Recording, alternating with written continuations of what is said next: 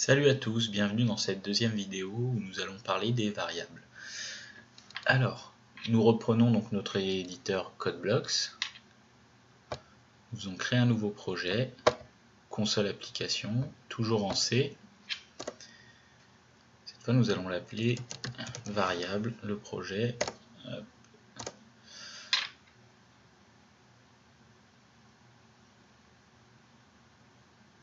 Alors, premièrement, qu'est-ce qu'une variable?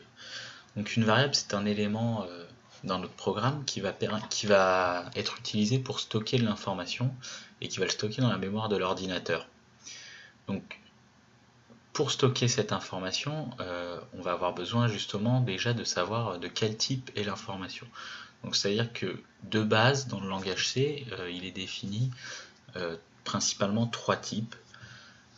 Donc les types de base, à savoir les entiers, donc les nombres entiers, les nombres à virgule, donc les flottants, et les caractères. Donc voilà pour les trois types de base, en sachant qu'il existe bien plus de types, mais ça on verra ça en fait dans la vidéo dédiée au type. Alors, comment est-ce qu'on fait pour créer une variable, utiliser une variable? Donc premièrement, une variable ça s'écrit comme ça, donc on écrit le type déjà, et ensuite on met le nom de la variable. Je vais mettre ma variable, voilà, et je mets un point virgule et j'ai terminé mon instruction et j'ai déclaré une variable. Alors bien sûr, type, c'est pas un type. Donc comme je vous ai dit, les trois types, ça sera les entiers qui s'écrivent int, ensuite vous aurez les nombres à virgule qui s'écrivent float, et dernièrement les caractères qui s'écrit char. Donc voilà pour le nom des types. Donc ici, tout simplement à la place de type, je peux mettre que ma variable va contenir un entier. Donc int ma variable. Voilà. Donc là, j'ai fait uniquement la déclaration. C'est-à-dire que j'ai déclaré un endroit en mémoire, en fait, qui pourra contenir un entier. Mais pour le moment, elle ne contient pas de valeur. Donc ce qu'il faut, c'est lui assigner une valeur. Donc il y a plusieurs façons de faire. Donc soit j'écris juste en dessous ma variable égale 10. Donc à savoir que je ne peux pas faire ma variable égale 10 avant d'avoir déclaré ma variable. Je suis obligé d'écrire d'abord donc int ma variable, donc le type de la variable et son nom, et ensuite seulement je peux lui assigner une valeur. Je ne peux pas faire l'inverse, je ne peux pas assigner une valeur à une variable et la déclarer après. On est d'accord, c'est logique. Alors donc là ça prend deux lignes. Maintenant il y a une forme condensée qui reviendrait à faire int, donc déclarer le type, le nom de la variable, et ensuite lui assigner une valeur directement.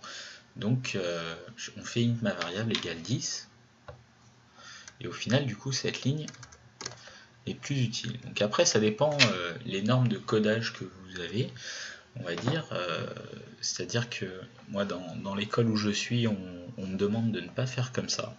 C'est-à-dire qu'on me demande de déclarer d'abord, et ensuite on me demande d'initialiser la variable, sur une autre ligne. Voilà. Donc maintenant c'est qu'une norme, après c'est vraiment à vous de faire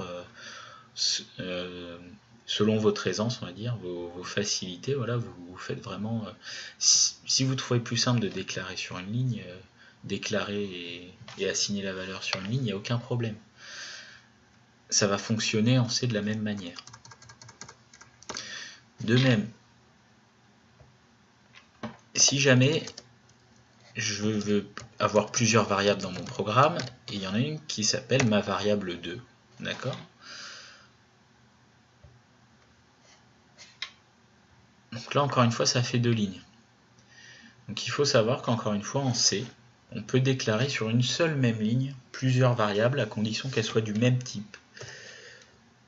Donc on fait ma variable virgule, et ensuite je mets directement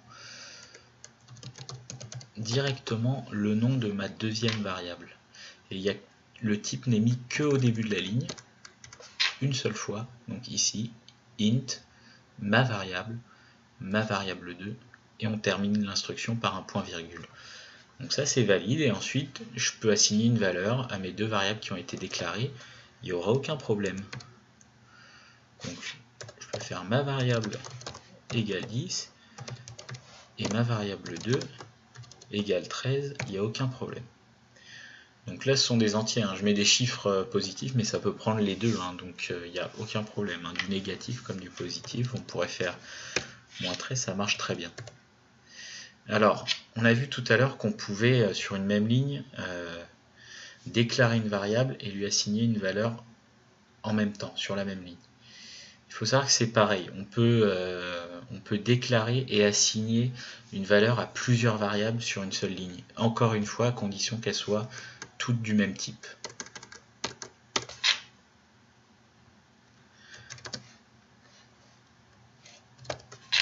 J'ai juste à mettre 1 égale après le nom de la variable, et puis là, voilà.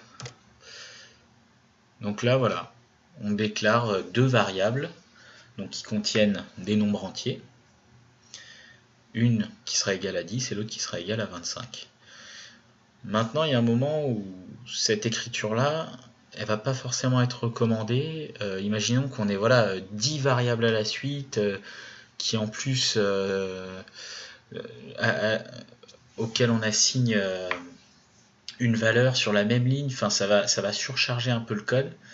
Et ce qui est très important, c'est que votre code, ça reste quand même lisible. C'est-à-dire que si quelqu'un doit passer derrière pour vous aider ou pour corriger ou pour reprendre votre travail, ça doit être facile pour lui. Si maintenant, sur une seule ligne, vous faites, je sais pas, 100, 120 caractères, voire plus, avec plein d'assignations, enfin voilà, ça va devenir vraiment problématique pour reprendre le code, même pour vous-même. Des fois, si vous voulez reprendre un code, je sais pas, 15 jours, un mois après, ça va être un petit peu compliqué.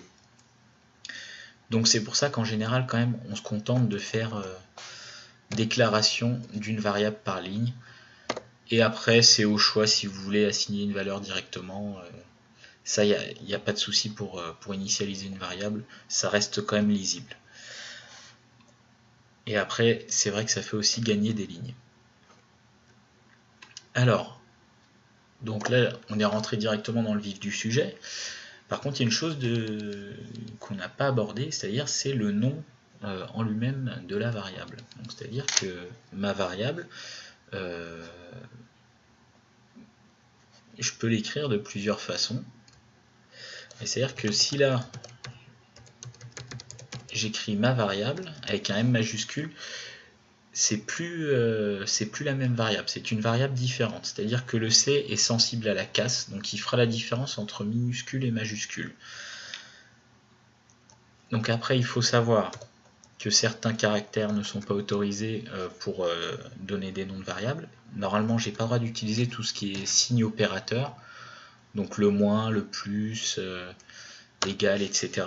Ça, on n'aura pas le droit. Donc en général, ce qu'on fait, c'est qu'on se contente de minuscules, majuscules et des chiffres pour terminer ou au milieu. Mais par contre, vous ne pouvez pas commencer une variable par un chiffre. Ça, c'est faux. Ça, faut pas le faire, ça marche pas. Ou même juste mettre qu'un seul chiffre, ça va pas être bon. De plus, quand vous déclarez une variable, vous ne pouvez pas mettre ce qu'on appelle des noms réservés. Pour les noms réservés, je le mettrai à la fin de la vidéo, parce qu'il y a quand même une liste, je vais pas tous les citer là. Mais par exemple, un nom réservé qu'on voit directement dans le code, vous ne pouvez pas déclarer une variable qui va s'appeler return. Voilà. Là, ça va vraiment créer un problème, ça sera impossible. Pareil, vous ne pouvez pas mettre int, float, char, ça sera pas possible non plus. Donc là, on a vu que une variable de type entier, type int. Maintenant, on va voir la variable de type float. Alors float, on va l'appeler NBR, d'accord? Et on va dire NBR égale 10.2. Donc ça, en fait, la virgule donc en langage C, c'est un point. D'accord, ça se note comme ça. 10.2, c'est 10,2. Donc on peut reprendre d'autres printf. On va supprimer le hello world parce qu'on s'en fiche un peu. On va écrire nbr égale. Et là, par contre, comme c'est un float, on va mettre un %f. On met un virgule après la chaîne de caractères.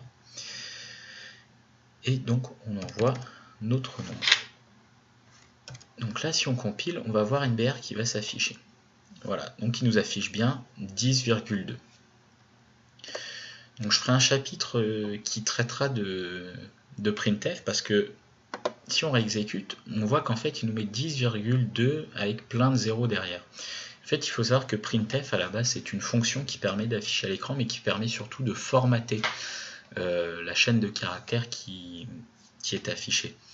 Donc il y aura une vidéo qui sera dédiée vraiment pour printf, parce que c'est assez complexe, hein, il y a vraiment de quoi travailler sur beaucoup de points avec printf. Donc ça fera vraiment l'objet d'une vidéo complète. D'ailleurs, on peut aussi afficher ma variable. Donc là, on va mettre D, parce que D reçoit un entier.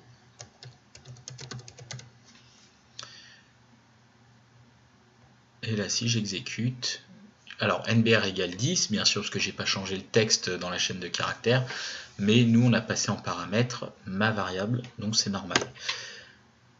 Maintenant, ce qu'on va faire, on va créer une variable de type char, d'accord, et qu'on va appeler C, tout simplement. Alors, on va assigner une valeur à C. Un caractère, ça se note entre apostrophes, donc vous mettez deux apostrophes, en anglais c'est des quotes. Donc on va dire au hasard un Z majuscule, voilà. Donc là ça affichera un caractère, donc pareil vous fermez avec un point virgule. Vous mettez un %C, on va changer, on va pas mettre NBR cette fois, on va dire que la variable C contient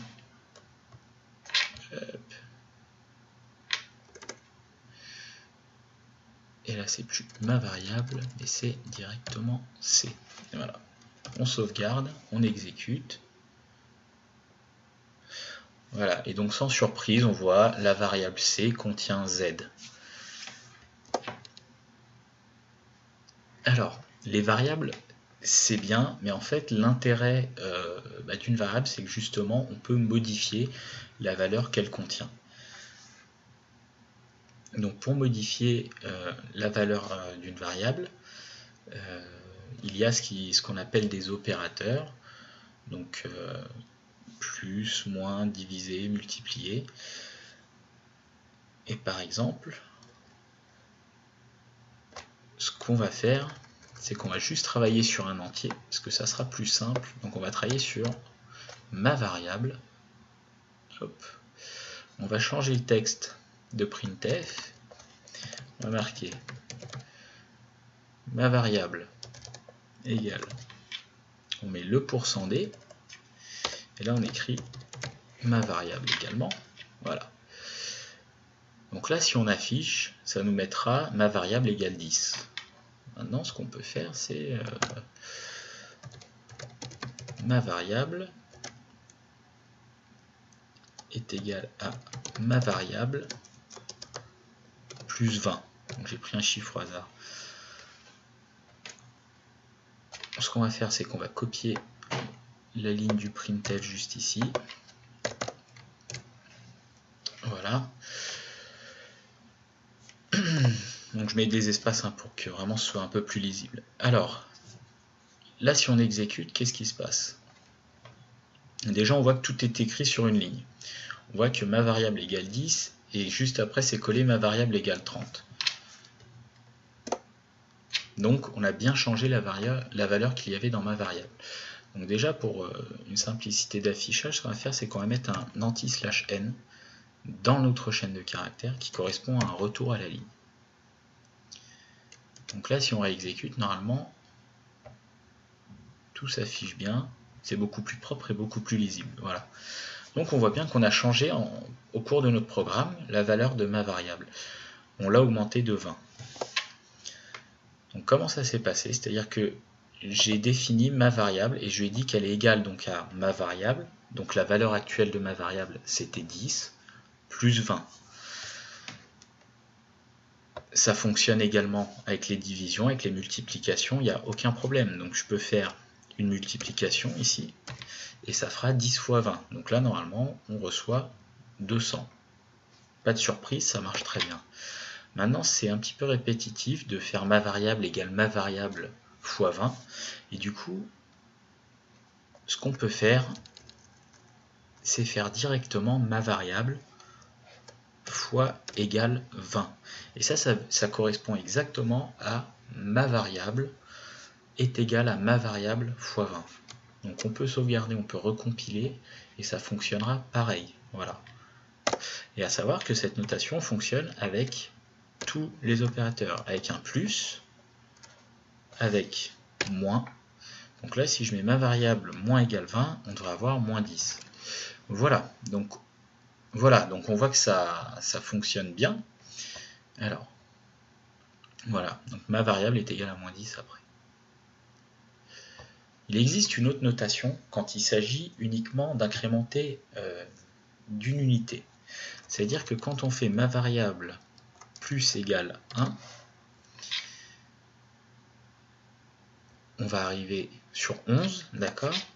Mais là encore, vu que c'est une opération qu'on va faire assez couramment d'augmenter à chaque fois d'une seule unité, il y a une notation encore plus rapide qui sera de faire ma variable plus plus. Voilà. On l'exécute, et là on voit que ça fonctionne également. Donc ça veut dire que ça, on peut l'exécuter, on peut le dupliquer plusieurs fois d'affilée, et à chaque fois ça va augmenter de 1. Donc là, si je regarde, ma variable est égale à 13. Alors, pour bien vous montrer que c'est vraiment la même notation, je peux faire donc plus égale 1. Et là, je vais faire plus égale ma variable plus 1. Donc ces trois notations sont équivalentes. Hein, c'est vraiment la même chose. Ça n'a pas changé. Ça a bien augmenté de 1 à chaque fois. À chaque ligne, ça augmente de 1. Donc, voilà pour cette introduction aux variables. Je mettrai en ligne des vidéos avec des petits TP pour manipuler les variables, pour bien comprendre comment ça fonctionne. Si jamais vous avez quelques questions, n'hésitez pas à les poser, je vais y répondre. Et je ferai aussi une vidéo pour bien compléter les variables. Je tiens à faire des vidéos assez courtes, donc c'est vraiment pour ça que je m'arrête là. Voilà. Ciao à tous.